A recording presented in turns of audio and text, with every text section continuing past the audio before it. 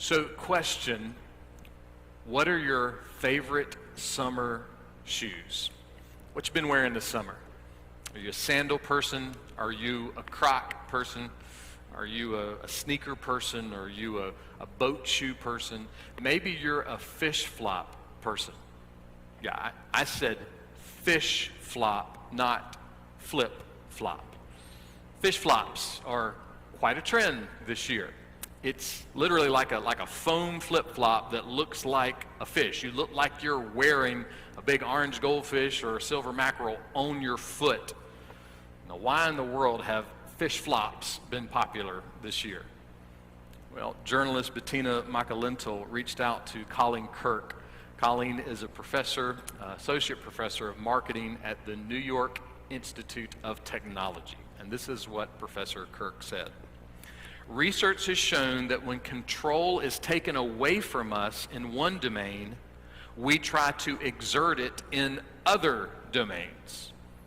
The idea would be that since we've had a lack of control in recent months, that we exert that sense of control into something else, namely here, shopping for fish flops. In other words, when things are sane, when things are stable, we might not be so quick to go buy some fish flops. But when there's insanity and instability all over the place, we say to the world, hey, you know what? You're not going to tread on me. I'm going to tread on you with some fish flops. We're going to do it. Or as Bettina went on to say, keep calm and fish flop on. You know, there's a lot of truth, though, in what Professor Kirk said. We don't like losing control. We don't like when we don't have control or when control is taken away from us. When it is, we try to exert it somewhere else. Kind of like when the weather changes, we pull off our Ugg boots and we pull on our fish flops. In the same way, when something's taken away from us, when it's pulled away from us, we put something else on. We exert that control in some way. I had a young mother tell me recently, you know, it's not like we can really yell and get mad at the stores or the restaurants for the new rules they've set up. And so what we do is we take our yelling and our anger and we exert it toward the government and toward the schools and toward the churches, because those are places we feel like we can exert some more rights over, exert some more control. But is there a better way? I mean, is there a better way than that? Is there a better way to put something off and then to put something on? Is there a better way to do life right now that doesn't create as much stress and anger and frustration and aggravation and fear and annoyance and weight gain or hair loss? I mean, is there another way we could be doing life right now? Is there another thing we could be putting on? Yes, there is. Let's see if we can find out what it is. Turning our attention again to Paul's letter to the folks at Corinth. Our sermon series again is What the World Needs Now, and Paul is going to help us find that. 1 Corinthians chapter 13, verse 6, the Apostle Paul says this: love does not rejoice in unrighteousness. Love is the better way. Now, somebody might be thinking, love, really? That's what we need right now, a bunch of mamby-pamby love. Because love doesn't solve anything. Love doesn't fix anything. Love doesn't put food on the table. Love doesn't pay the bills. Love doesn't fix the economy. Love doesn't fix the government. Love doesn't get my kid back in school. Love doesn't get football back on the field. Love, come on. This is what Jesus said, John 13. By this, all men will know that you are my disciples if you have love for one another. As someone has said, love is the trademark of a Christian. The trademark. So yes, we can rail against the notion that what the world really needs is love. And we can rant against the notion that love has any ability to fix the government or the economy.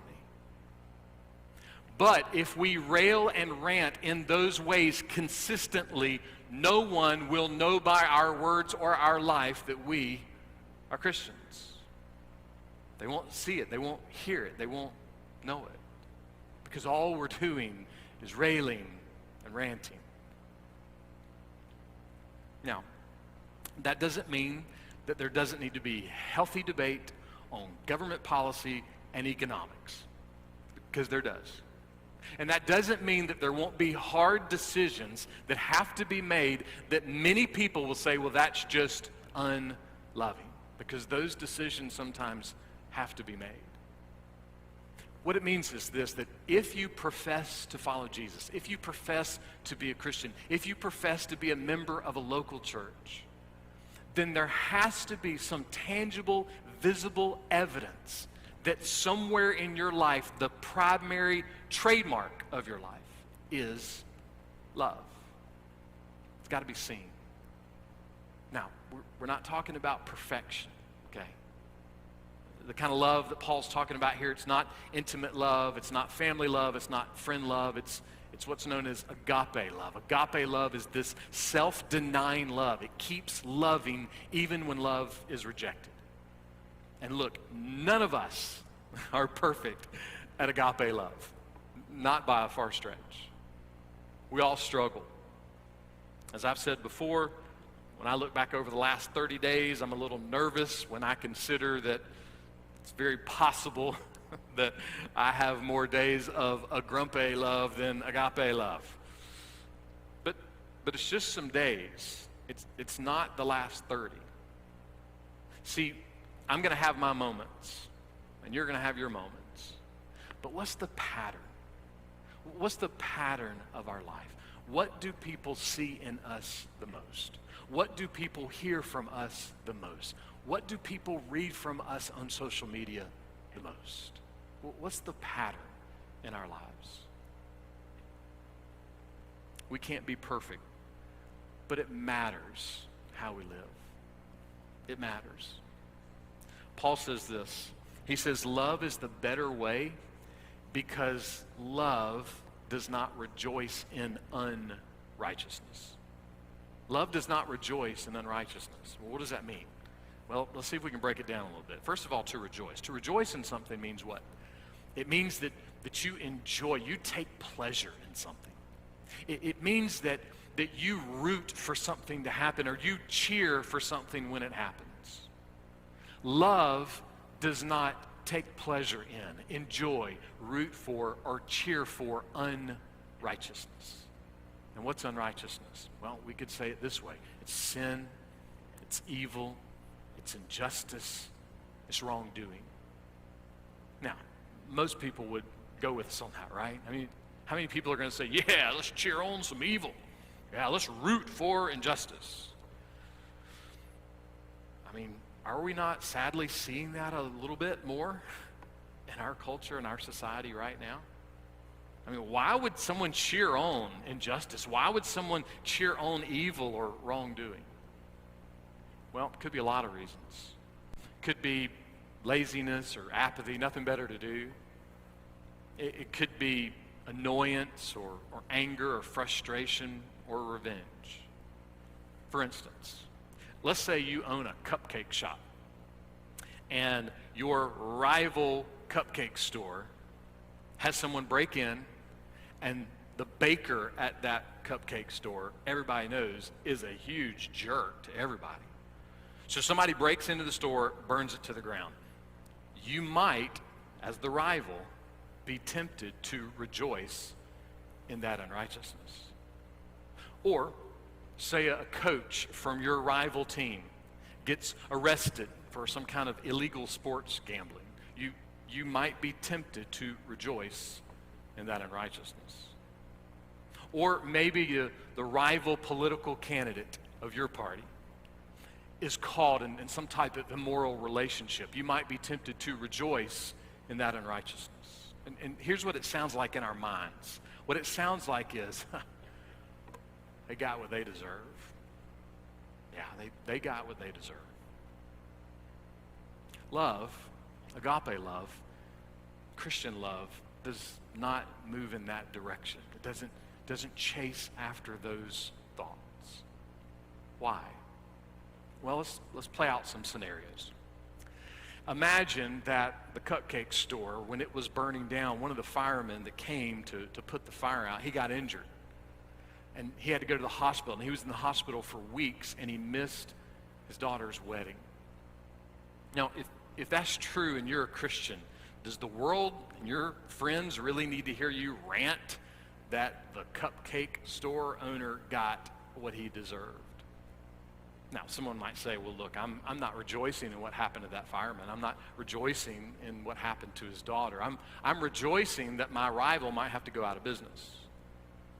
Well, I'm sure when that daughter is standing behind you in line at the coffee shop, 6 feet away, and you're on your phone and you're ranting about how that jerk baker got what he deserved, I'm sure she'll be able to filter in that you don't mean anything bad about her dad or her. Or what about the coach? You're at the pro shop and you're hanging out with your golf buddies and you tell them, you're ranting, you're like, man, that guy, he got what he deserves. Because you know what? My rival team, they're nothing but a bunch of cheaters, and I've known it for years. But what if that coach is a single dad? His wife died years ago, and he was the only income for the family. His kids had no idea what he was up to. And all of a sudden, they're without income because their dad's in jail. Now, someone might say, well, look, I'm not rejoicing in what happened to those kids. I'm rejoicing in the fact that my rival team might get put on probation. Well, I'm sure that coach's teenage son, when he's standing in the pro shop waiting to interview for a cart cleaning job, and he hears you ranting that his dad got what he deserved because that team is a bunch of cheaters, I'm sure he'll be able to filter in that you don't mean anything bad about him and his two little sisters. And what about the candidate? You're posting and reposting every article you possibly can find on their immorality.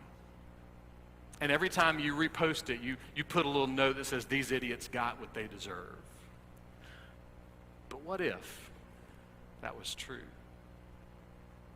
If that's true, what if the mother of the other person in the immoral relationship didn't know what was going on, and they happened to be one of your friends on social media? If you're a Christian and that's true, do you really need to be posting and reposting over and over again about that immoral unrighteousness? And again, someone might say, well, look, I'm not rejoicing over what happened to that mother. I'm rejoicing that my candidate might have to drop out of the race because of all this. And anyway, you know, she should probably stay off of social media for a few days anyway. I'm sure weeks later, when you're still reposting articles about that immorality, that mother is going to be able to filter in that you don't mean anything bad about her. Those are some scenarios. Sure, they're made up. But you know, slandering is slandering. Now, somebody might say, well, slandering? I'm not slandering. You know, that information about that candidate, man, it's true. That information about that coach, it's true. It's interesting. When the Bible uses the word slander, the definition means that you deliberately communicate information designed to harm someone else. In other words, in the pro shop or the beauty shop or the coffee shop or on your social media feed, true gossip is still gossip. It's still the same. This is what Jesus said, Matthew chapter 12. For from within, out of the heart of a man proceed the evil thoughts, fornications, thefts, murders, adulteries, deeds of coveting and wickedness, as well as deceit, sensuality, envy, slander, pride, and foolishness. All these evil things proceed from within and defile the man. Now, defile doesn't sound like a word you want on your resume. Doesn't sound like it's moving in a good place. Love, agape love, Christian love, does not slander. It avoids that. Now, someone might say, well, look, even if someone overheard me in the coffee shop or in the pro shop, unless I'm wearing a t-shirt from my church, I mean, they're not going to know that I'm a Christian. I'm not going to be harming my witness because they won't even know that I'm a Christian. All right, Just chew on that for a second and then consider these words. Proverbs chapter 15, verse 3. The eyes of the Lord are in every place, watching the evil and the good. What do we do with that? We can't run away from it. Now, someone might be thinking, man, I don't like your examples, man. You need to steer away from this stuff. These scenarios, I don't like them. They're making me uncomfortable. It sounds like you're trying to take away my right to free speech. Listen, if you're a Christian, you don't have free speech. Yeah, let that sit for a sec. Why? Because your speech, your words, your ability to breathe has been purchased by the blood of Jesus. And if that is true, then because of what has been done for us, we step into our words and our posts wisely. We choose to think and consider about what we're going to say and what we're going to do and how we're going to act. Again, we aren't talking about perfection. None of us are going to be there. Our actions, our words, our posts, they're never going to be perfect.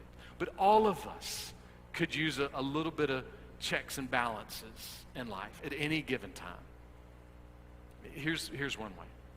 Before we say what we're going to say in the coffee shop or the pro shop or the beauty shop or wherever we may be, before we post what we post, maybe we just check ourselves a little bit and say, hey, can I say this to the glory of God? Can I post this to the glory of God? If I say this or I post this, will it direct people in some way toward God, or will it distract people from God? A little checks and balances would be helpful for us as we consider that Jesus loved us and gave himself up for us. And if that's true, we can take an extra second before we click that post. We can take an extra second before we say that word. It's not easy. Goodness, it's not easy. It's crazy hard. But I think when we look at the cross, I think it's fair enough for us to say it's worth us trying in view of what Jesus has done. Love, agape love, Christian love, does not rejoice in unrighteousness or sin or evil or injustice or wrongdoing. It just doesn't do it. But listen, this is still a struggle for us. I mean, the whole notion of us talking about love in these days, it kind of bristles against us a little bit. You know, in some ways, it's kind of like the t-shirt I saw the other day that said this: "Yay sports, I just want both teams to have fun."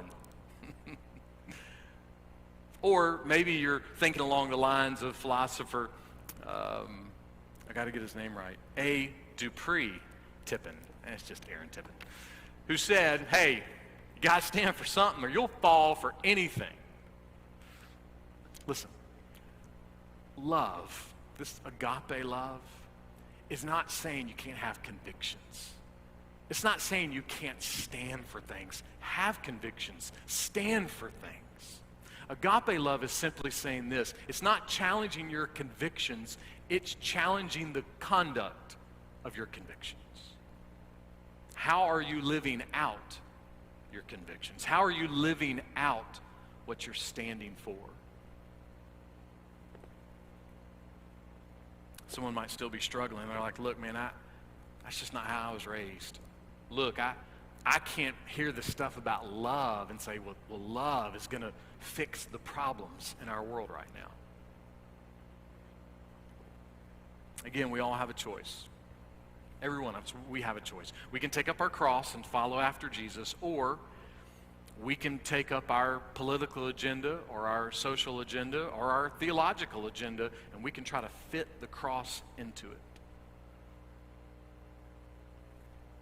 At the end of the day, whatever we choose to do, we can ignore or reject these words from Jesus, but ultimately we cannot avoid them. This is what Jesus said. Luke chapter 6. But I say to you who hear, let me just say this, all of us are not going to hear, which is sad. We're not going to hear Jesus. Let me confess for some of us, we don't want to hear Jesus. Like, we don't.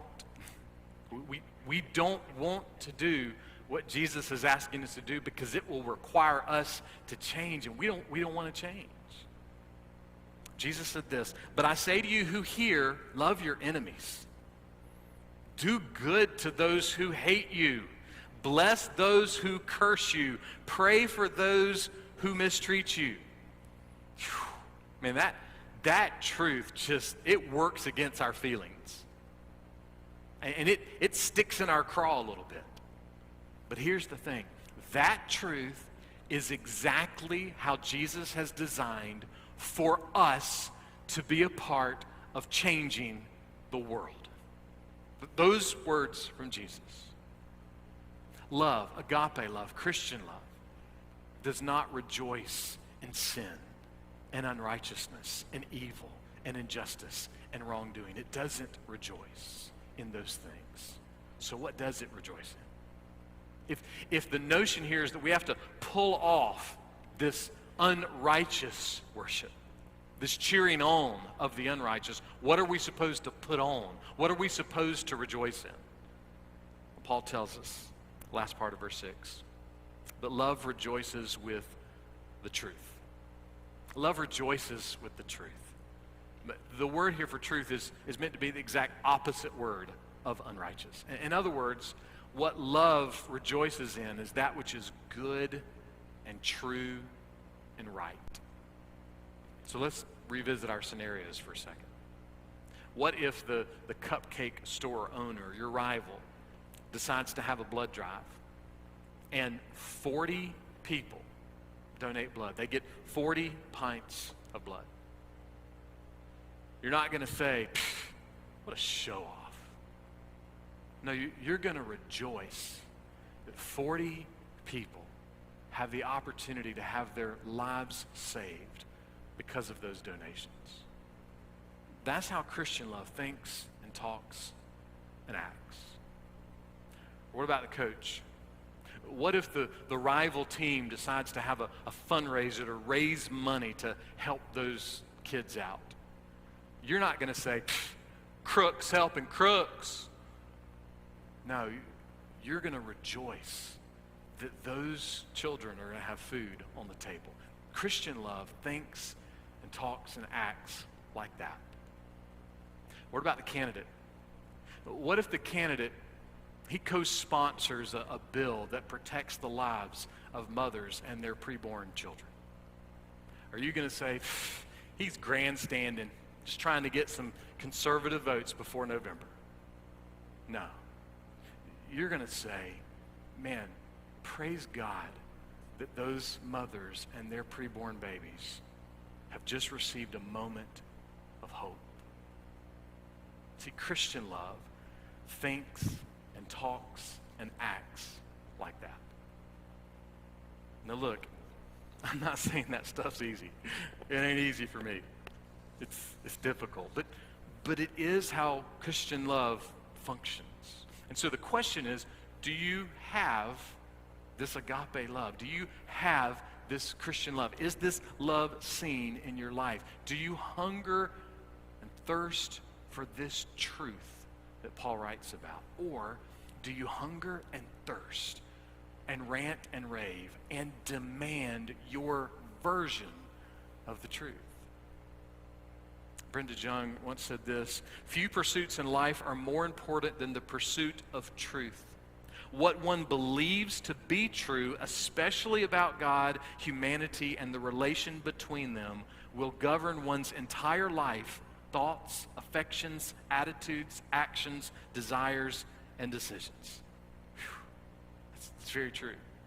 So, what do you believe in? What do you believe to be true? What do you believe to be ultimately true? What do you believe about God? What do you believe about humanity? What do you believe about the relationship between them? Because what you believe about that affects every single thing in your life. You know, one of the phrases that we are thinking and saying and reading in different articles and hearing on the radio and on TV is phrases that go something like this. This isn't the America I know. This isn't the America that I grew up in.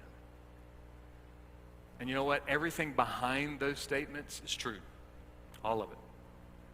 Yes, America is angering and aggravating and frustrating. It's stressful. It's frightening. It's scary. But this is the America we live in.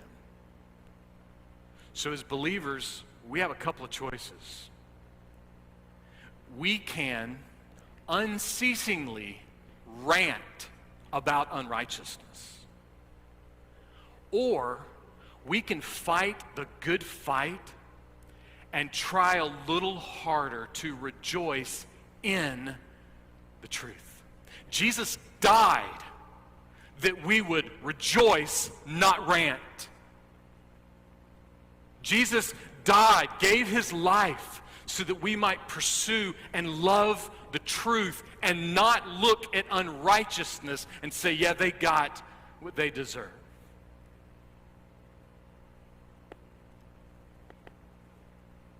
What do you believe is ultimately true? Everything kind of falls in that category.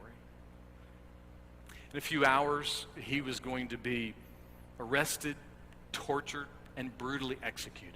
And he knew it. He knew all those things were going to happen. And so what do we find Jesus doing before that? Is he meeting with his lawyer, working his defense up? Is he moving his money to offshore accounts and catching a private plane to a tropical island? No, he's waiting for his arresters. He's waiting for them. And while he's waiting, he's praying for his closest friends. And this is part of what he prays. John 17.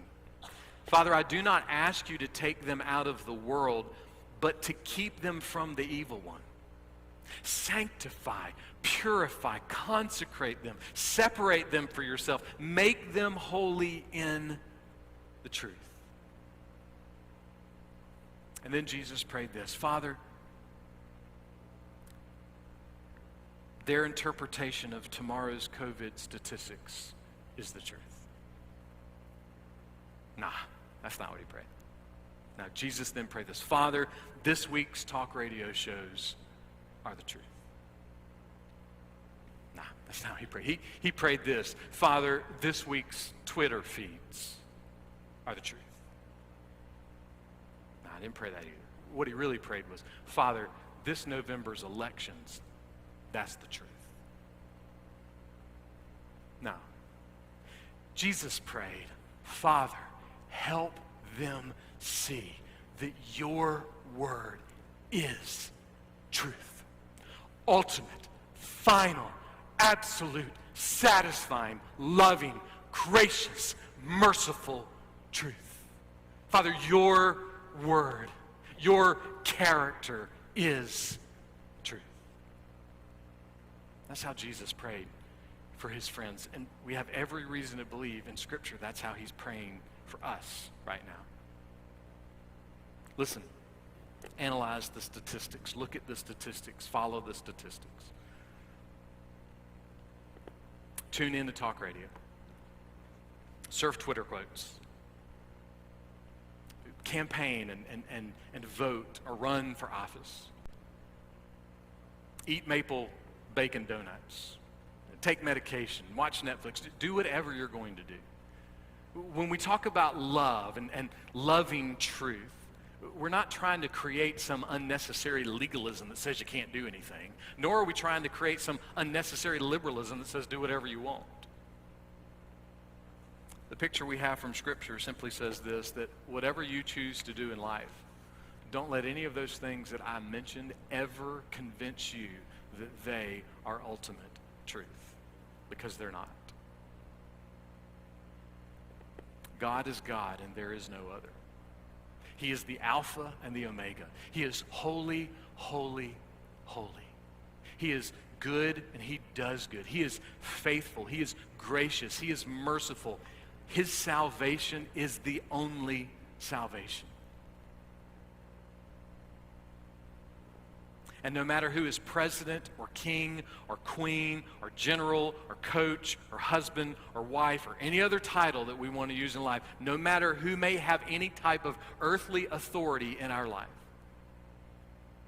the reality will never disappear that our lives are a mist a breath of vapor. But God's kingdom is forever. And he has given us the Bible as a way for us to stay close to his ways until Jesus returns. And that is truth. That's truth. And so do you know that truth? Are you loving that truth? Are you taking that truth and holding it over the statistics, holding it over the medications, holding it over the elections, holding it over the vacations? Are you taking the truth about God, the truth about Jesus, and making it your ultimate defining absolute truth over every moment in life? If so, then go live life to the fullest. Go to work, go to school, eat some donuts. I mean, do what you do.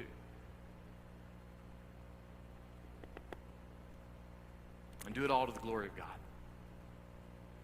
Now, someone might say, well, that's cute. It sounds kind of pie in the sky, but it sounds like you're just saying this love stuff's just supposed to fix everything and don't worry about everything else going on in the world. No, I'm not saying that at all. Like you, I'm trying to stay fully engaged. But let me ask you a question. Do you really believe that the interpretation of the statistics or the medication or the vacation or the election will save you from sin and make the world right? Do you really believe that? G.K. Chesterton said this: a child of 7 is excited by being told that Tommy opened a door and saw a dragon. But a child of 3 is excited by being told that Tommy opened a door. So what? We're just supposed to act like a bunch of 3-year-olds? No, don't miss the picture here. In the time of all of our lives, when we were not completely wrapped up and distracted with all the things in the world, we were cool with the simple facts. We just needed to know that Tommy went through a door.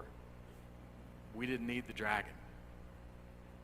In other words, we were satisfied with what was real.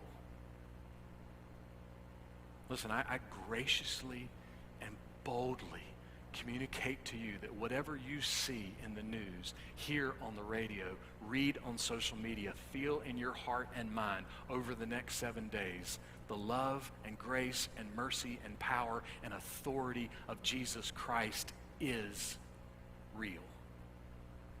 It's real. And this is what Jesus said.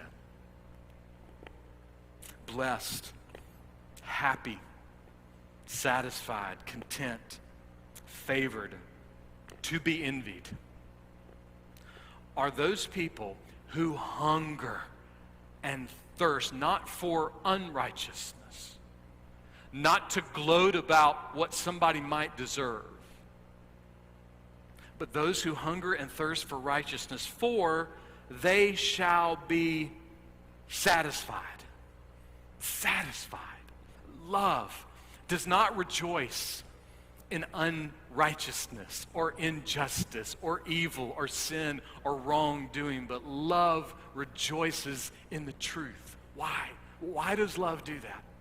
Love does that because love knows that the grace and the mercy and the power and the authority and the truth and the love of Jesus are the only way you will ever be satisfied.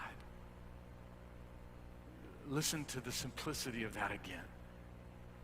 The love and truth of Jesus is the only thing that will ever satisfy your soul. So, let's love. And let's love